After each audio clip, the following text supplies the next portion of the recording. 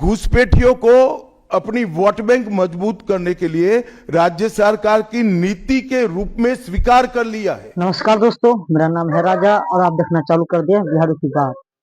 पश्चिम बंगाल के दौरा पे जो है अमित शाह गए, ठीक है ना। वहां से उनका प्रेस वार्ता हुआ, उससे पूछा गया भैया देश के अंदर शरणार्थी घुस रहा है, ठीक है ना, उस पर आपको क्या कहना है। तो उसका कहना है भैया जो भी लोग शरणार्थी देश में है रहता है, किन्हीं का पावर नहीं, किसी का इतना पावर नहीं है कि वो शरणार्थी को देश से भगा दे। यहाँ तक ममता बनर्जी को भी बोला भैया उनको भी पावर नहीं कि उसको उस शरणार्थी को देश से भगा सके। वो देश के नागरिक है, उनको रहने का जिम्मेदार देश के लोगों के पास है, ठीक है ना।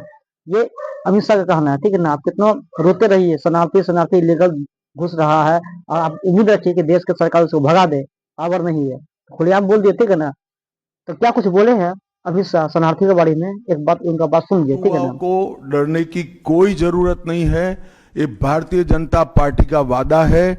जो शरणार्थी बंगाल में आए हैं वो भारत के नागरिक है, इनका कोई नुकसान नहीं कर सकता, ममता बनर्जी भी नहीं कर सकती। उसके बाद जो है आप उनसे पूछा गया, मीडिया वाला पूछा भैया देश में इतना घुसपैठी घुस रहा है, मतलब कि आपके पास आर्मी है, फोर्स है, बीएसएफ है, पूरा सिक्योरिटी देश का सेना आपके पास है, आपके पास पावर है, कैसा यूज करना है, क्यों घुस रहा है, उसका जिम्मेदार आपका है ना।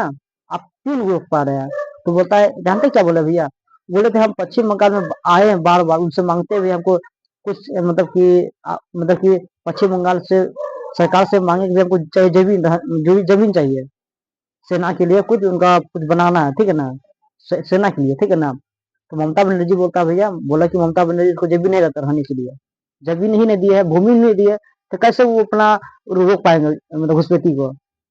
कहने का मतलब उसका कहने का मतलब यही है कि भैया उनका जिम्मेदार जानते कौन है, और घुसपैठी देश में घुस रहा है। अमित शाह का कहना है मतलब उसका जिम्मेदार जो है सिर्फ ममता बनर्जी को है।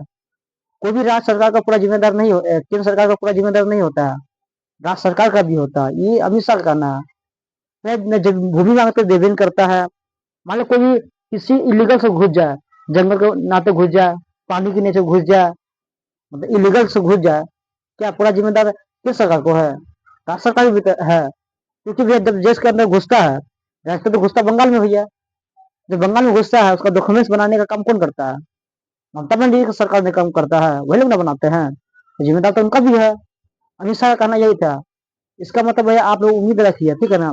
देश के जितने लोग सोचते हैं कि भैया देश के प्रधानमंत्री गृह मंत्री जो घुसपैठी घुस रहा है, आप सोचिए कि भाई वो भगाएगा, ऐसा कभी नहीं हो सकता है, नहीं भगाएगा। उसका आगे उससे सवाल कीजिएगा, डायरेक्ट जो है तो भी राज्य सरकार पे मतलब कि इल्जाम लगा देंगे, ठीक है ना, इल्जाम। पहले वो विपक्ष से पूछा करते थे भैया देश के अंदर इतना घुसपैठी घुस रहा है, तो उस पर कोई किसी और पर इल्जाम लगाते थे। आज ये लोग लगा रहे हैं। जब दिल्ली में इतना प्रदूषण था केजरीवाल सरकार में, ये लोग प्रदूषण मुक्त करने की बात कहे थे, लेकिन अभी तक प्रदूषण मुक्त नहीं हुआ। जब उनसे सवाल किया गया है ना, तो अरावली पर्वत का उदाहरण दे दिया भैया, उन्हीं की वजह से जो है प्रदूषण नहीं भगता है, ठीक है ना। यमुना नदी में इतना यमुना नदी साफ कराने की बात किए थे देश के प्रधानमंत्री, अभी तक यमुना नदी साफ नहीं हुआ। छठ पूजा का जब समय हुआ था, ये उसी यमुना नदी के सामने नदी बना के, पोखर बना के, वहीं पे जो है ना फोटो खिंचवाने के लिए प्रधानमंत्री वहां पे चल गया था, उसको भेज दिया गया था, और वो बताया कि हम यमुना नदी साफ करवा दिए। ये भी सच्चा नहीं है। तो इसका मतलब आप लोग आपस में लड़िए कि आपका सरकार जो आपका काम करेगा, ऐसा कुछ नहीं हो सकता है, ठीक है ना। तो क्या कुछ बोले हैं अमित शाह घुसपैठियों पे, एक बात सुन लीजिए, ठीक है ना। बीएसएफ जब तक फेंसिंग नहीं होती है तब तक बीएसएफ सुरक्षा नहीं कर सकती है। बीएसएफ को भूमि देनी पड़ेगी फेंसिंग के लिए भारत सरकार को। मेरे स्तर पर मैंने 7 पत्र लिखे ममता बनर्जी को। ये 6 साल के अंदर 3 बार गृह सचिव यहां आकर मीटिंग कर गए चीफ सेक्रेटरी से।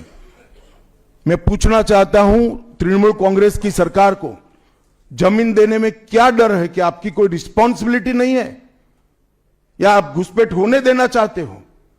और फिर भी नदी नाले जंगल कहीं से कोई घुसपैठिया आ जाता है, कहां आता है? सबसे पहले गांव के थाने और पटवारी के बगैर कोई रह सकता है?